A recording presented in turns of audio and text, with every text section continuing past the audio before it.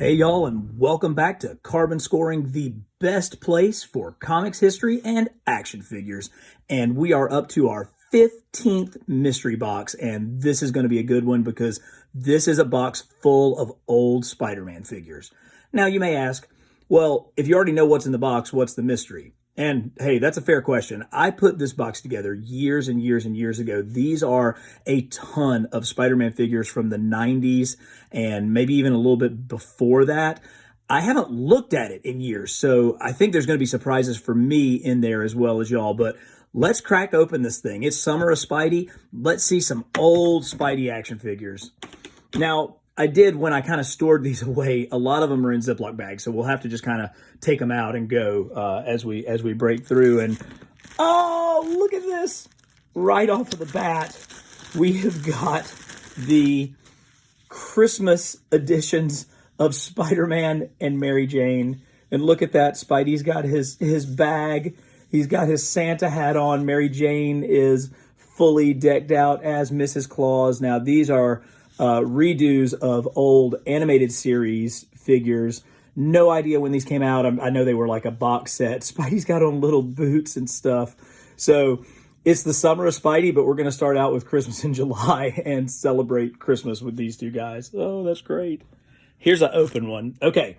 So this is a probably an early 2000s Spidey figure. So this is the body of the first appearance Spider-Man, but instead of being in black, it's in blue, and it has a slightly different head sculpt. I know this is an attempt to make like a Ditko figure. It's kind of more of a McFarlane looking frame. It's like as skinny as Ditko, but like as muscular as McFarlane, and it just never kind of fit. You know, the head obviously is different from the rest of the body.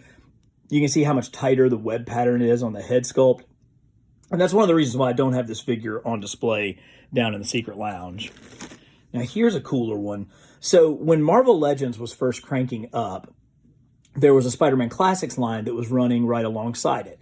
And that's where we got some of the first super articulated Spideys, but it was also a place where they could experiment and put some different Spideys with some different sculpts.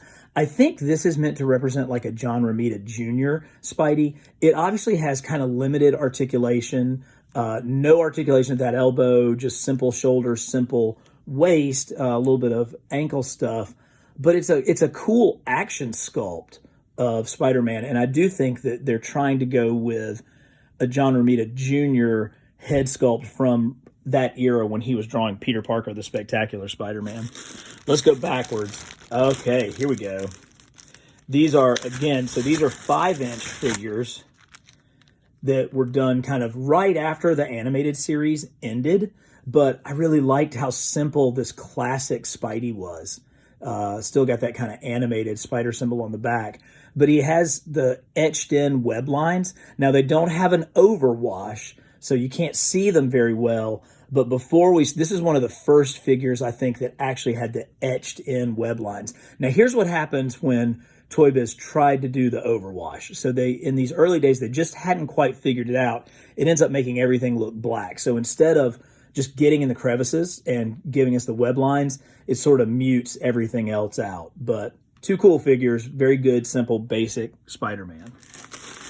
Oh, now if you've watched my video on the 1980s, you know that Hobgoblin was the villain in the very first Spider-Man comic that I ever got, issue 250.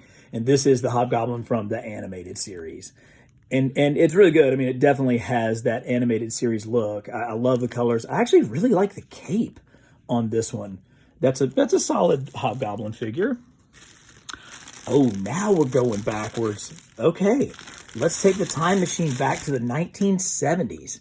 So this is Mego's Pocket Superhero Green Goblin.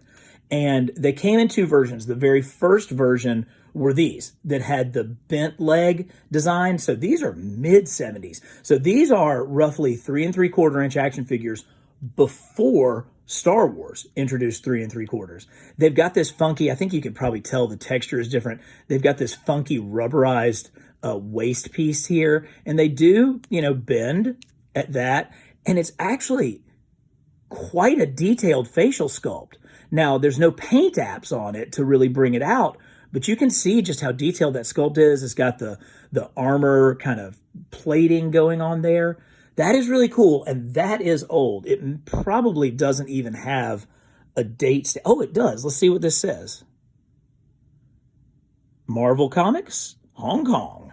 So this is from mid-70s. So Pocket Superheroes, Mego, Green Goblin. Sweet. Now, so this is the original Spider-Man Classics body. So when Spider-Man Classics introduced Toy Biz's first true super hyper articulated figures, the Spider-Man was the first one, and this is the body of that figure.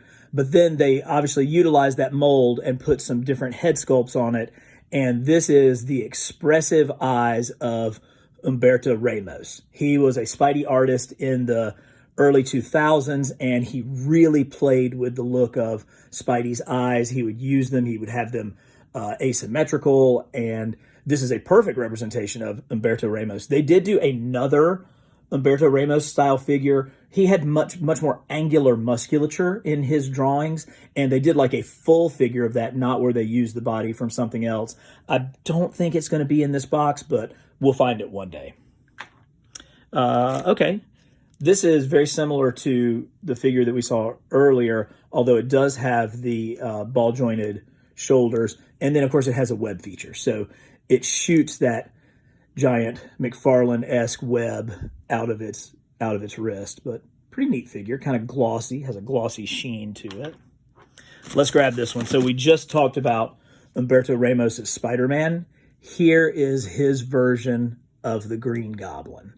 So definitely kind of a crazy looking goblin, completely new costume, has all these tatters and sewing marks. And I mean, look at this. I mean, you cannot use this body for any other figure. Toy Biz made this only for a Green Goblin villain figure. It's so cool. It's got two different satchels with him, but a completely original sculpt for this one, relatively not well-known figure. That's the kind of dedication that Toy Biz was putting into this line, but I love it. That's why it got in what was really considered at the time my special box, my box of special Spidey figures. Let's grab one out of here. Yes. So there were days when we didn't have regular Spidey figures. We had to try to take different ones that were in line. So this is one of your bath toys. This is like a web Water Wars Spider-Man. I liked the eyes. We weren't getting as many figures with the big eyes, and so I know I bought it because of that. But you can see he's got web flippers on his hands. Also in this box is this. Not sure what this was necessarily based on. This may have just been a toy. It's interesting. I think this probably came out before Ben Reilly, but it definitely has shades of Ben Reilly's Spider-Man costume with it. And then lastly, and man, we're going to cross our fingers and hope that this works. Here we've got like I remember this was called Electro Spark. So in this series of figures, there was a really cool Electro, but this was the Spider-Man that was designed to fight him. And I liked it because I thought these were Ditko-esque eyes. And now that I look at it, I still think those are Ditko-esque eyes. That head sculpt definitely has a real Ditko flavor, but let's see if we can get this thing going. No, it doesn't look like it's going to work. So there's a pull back here, and there was a little flint inside, and it would spark and light up. So sorry, Electro Spark, you may have run out of old school batteries there. Boy, here's where you start talking about wonky articulation. Look at those hips. Look at those shoulders. Just kind of craziness. But again, thanks for trying, because it's trying stuff like this that led to all of the figures that we have today. Again, this is almost identical to that one that we saw with the giant thing shooting out of its wrist, but without the wrist stuff. So better articulation, still kind of pre-posed because that torso is only going to go into that position, but still pretty neat looking figure. Oh, hey, heck yeah. This is just a good old classic Spider-Man. So they used the heck out of this body mold. We actually got all the different versions of Spider-Man in this mold. We got Spidey 2099, we got Scarlet Spider, we got Ben Reilly, but we also got just a good old classic Spider-Man. Now, again, I would have liked for larger, more McFarlane-sized eyes, but as far as just a sculpt of Spider-Man's frame and figure, until we got Spidey Classics, this was probably the best one. I thought this was probably the most accurate looking Spider-Man figure that we had. Now, we've gotten away from this, but I do love a good battle damage Spidey. So this is the animated series, Battle Damage Spidey. He comes with his web backpack. You can see he's really taking it on the chin. He's got, you know, torn up mask, shattered eyelet, rips in his costume. But definitely the coolest feature, look, I think, does it come off? It does. Look at that. He comes with his camera attached to his belt. Now, to my knowledge, that is the only Spidey figure that we have gotten that comes with his camera so that he can take pictures of himself for the Daily Bugle. And I can't believe I still have it. This figure is, what, getting close to 30 years old at this point, and we've still got the little camera there. Oh, that's awesome. That's so cool. Let's grab this bad boy. So this is so right and so wrong. Brilliant, brilliant Otto Octavius head sculpt. I love the old school wheels, like, because before the arms were mechanically attached to his brain, he had to, I'm doing it on my own belly and you can't see me, he had to use his hands to like manipulate the arms. And of course the arms are all back here, including, oh no, that's the one that goes on there. And he's got his lab coat. And even look at the detail on his lab coat. He's got a little ID badge. That is so cool. So all of those things, all of that is great. And then it's like, oh crap, we've got to put a lower body on this. And it's almost like they forgot that the figure has a waist, and they just kind of crapped some legs right on the bottom of his gut. So close to being perfect. I mean, that hair, everything is so close to a perfect comic but just what happened here, I don't know. There's always surprises. This is some kind of toy dispenser, I imagine. But hey, this Spider-Man, I bought it. Empty bag. Another part of a line, but kind of cool. Almost has like an Alex Ross vibe to it. Boy, this is a good one. I've seen it down there. I've been saving it for a minute. This is the J. Scott Campbell Spider-Man. Now, there's a lot of ways you can tell. A lot of people will look at this and they'll say, oh no, that's a McFarlane Spidey. Well, there are some differences. It does have very McFarlane-esque eyes, but those are really more consistent with J. Scott Campbell. J. Scott Campbell did the cover art for Amazing Spider-Man for a series of years, and there were some really brilliant ones, and he would love to get Spidey into these crouched poses, and look at how huge those feet are. So that's one tell. He's got a really cool Spidey on the back, but one of the biggest tells that this is J. Scott Campbell and not Todd McFarlane is the spider on his chest. It's upside down. Do you see how the head is going down on that spider? That is fully indicative of J. Scott Campbell's art, and that is really cool. I love just how hyper elongated the hands and the feet are. This is a neat figure. I love this one so much. I do have one of these down on display in my Spider-Man display in the secret lounge, but I love it so much I had to buy two, and I'm glad I did. Okay, here's another animated Spidey from the animated series. He would shoot a web out, but definitely has that classic animated look. Here's some kind. Oh wow, I am not sure. There are so many. You know, this channel is not made for kids, but at the same time, I would like kids to be able to watch it. So I don't know that I can make any further comments about this Spider-Man figure. This is something. Oh, I bet you that went to like a Cyborg Spider-Man, which hopefully we'll end up seeing. Oh yeah, here we go. So this is, again, the Spider-Man Classics body with the first appearance Steve Ditko eyes. Now, they overdid the paint wash on these, and so I can remember trying to take like a sponge and scrub the paint wash so that the head would match the color of the body, and unfortunately I knocked out some of the white on that eye, but if that had come together, that is a really, really good Steve Ditko Spider-Man. Here we go. I know I keep saying that. I'm excited. I love seeing these things. They're all new to me. This is really the classic McFarlane Spider-Man. So I hope there's a year. There is, 1997. I could see that one. If you guys have watched my other mystery box videos, you know that I struggle with being able to see the dates. That one I actually saw in 1997. So what is that? It's coming up on 25 years old. Unbelievable. But this is very, very much Todd McFarlane's Spider-Man. Just huge eyes that take up the entire mask. He's got that sinewy, lithe, nimble musculature, but still strong. He still looks strong. He's not like a teenage weakling. Oh, man, if we could have had that with ball shoulders and ball hips, it probably would have messed up the sculpt. But I do love that one. It obviously came in a blue version as well. This is the black version. Speaking of black versions, yeah, this is the kind of stuff that I love finding in these boxes. So this is Earth X, may have been called Venom. I don't think it was like Spider-Woman. I think it was Venom. And hopefully you can see it's translucent. And so when the light shines through, that red of her costume comes out. So this was an Alex Ross designed Earth X figure that was an exclusive. I don't remember if it was a Toy Fair exclusive or if it was a Diamond Select exclusive, but yeah, look at that mask. And unfortunately, it's hard for me to get the light to shine on it and get it in the camera, but it lights up as the light shines through it. That's the kind of cool stuff that we can find in this box.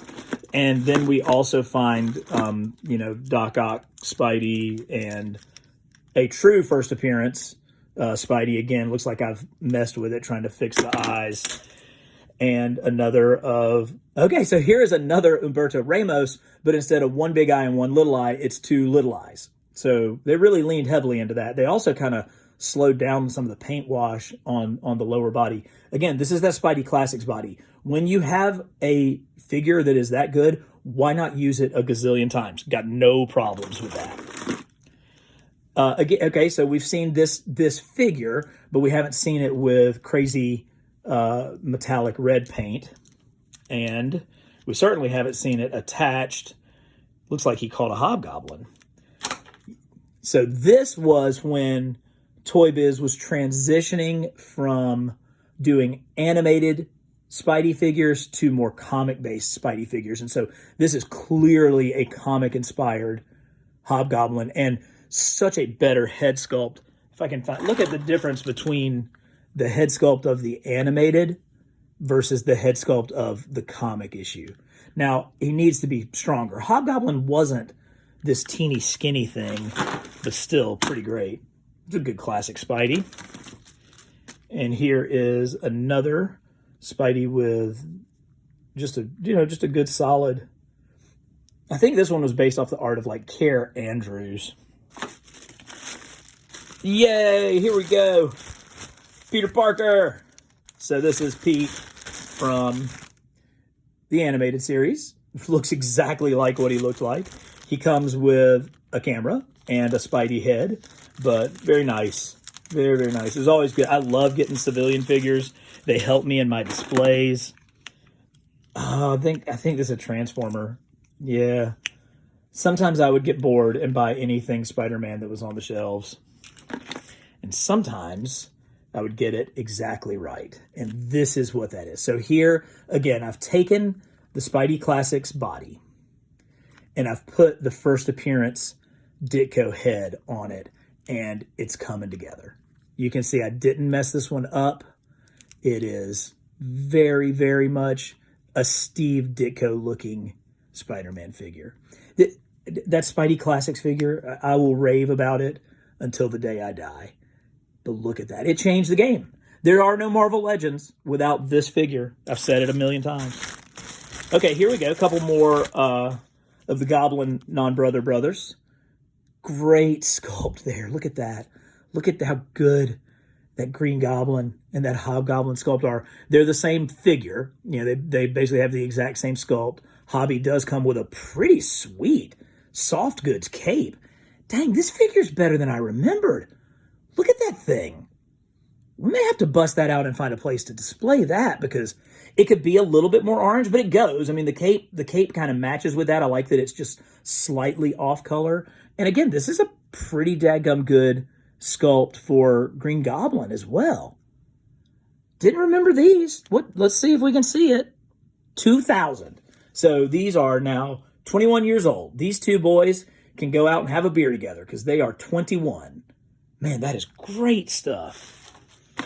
There's always some junk. I think this was the famous. Oh, it still works. How sweet is that?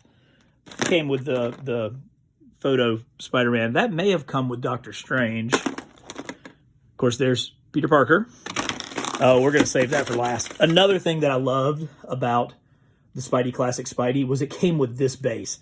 Again, there's his camera webbed up so that he can take pictures of himself for the bugle, but this is such a solid base, and I do have one of these utilized down in the Secret Lounge to display one of my favorite Spidey figures. There was a little post that you could stick in there, and you could have Spidey displayed off of it. So good. Oh, that's it. That's the, this is, a lot of people loved this. This was like the, how was he called? Web shooter or photo Spider-Man. It's the one that came with that camera. He's got a broken hand there, which is way too bad. Very, very John Romita Sr. John Romita, the elder, head sculpt on this one. I was always thrown off by these latissimus muscles that came way out here, and it made his shoulders just really, really wonky. But if you just focus on that head sculpt, ooh, that is late 60s goodness if I ever saw it. Cyborg Spider-Man, of course, we got a new one of these as a Target exclusive, and it is utterly brilliant. But, you know, give them credit. They did it right back in the 90s as well. Straight out of Eric Larson's Spider-Man run. Look at that thing. It's so good. This was one of the few Spidey figures that I bought while in high school. This is the superposable Spider-Man from the animated series. So right there at the very beginning of the animated series, they gave us this awesome superposable Spidey, and it does. It looks just like what he looked like in the 90s Fox cartoon. It's great. All right, so we got two left. One is the Marvel Universe Spider-Man. When Toy Biz first got the license, and I bet it says something akin to 1991. 1991. This was the first Spider-Man that came out. And, you know, he's got this huge bulbous chest because this piece had a mechanism inside where you could pull the chest plate up and he would climb up his web rope because there was like a spring, a coil in there, and there was like this translucent web looking piece. I mean, it was a toy for kids, and so it had kid play features. But this was, you know, from Secret Wars until this. So 6 years? 6 years, there were no Spider-Man on the shelves. This was what brought it back. So this is the granddaddy. If we call Secret Wars Spider-Man the great granddaddy, this is the granddaddy of all the Spider-Man figures that we have now. Awesome. And this was the one that I played with so much, I broke the mechanism. So there's one last figure in here, and I had kind of forgotten that this figure existed. And I hate that because how sweet is this? This is the Spider-Man of India. So obviously in an attempt to expand the market and also to kind of create new stuff, this is like India Spider-Man, the country of India. And he's almost, I mean, he's not almost, he's totally cartoonish. I mean, look at the size of that head. Look at these cool claws that he has on here. Look at how dedicated they were to getting this to be the right size and the right shape. And he's got his little backpack because he was like a teenager. He's got really unique, kind of funky articulation because, hey, it's Toy Biz. Why not? Let's throw it at the wall and see what sticks. But this is a figure that I just haven't seen in years, and I've got to kind of figure out a way to maybe get him back down in the Secret Lounge and have him on display because how cool is that India Spider-Man? So neat. So super neat. So guys, Summer of Spidey will continue. This was a very special box to me. If you want to remember it, take a picture, and I will see you next time on our next mystery box.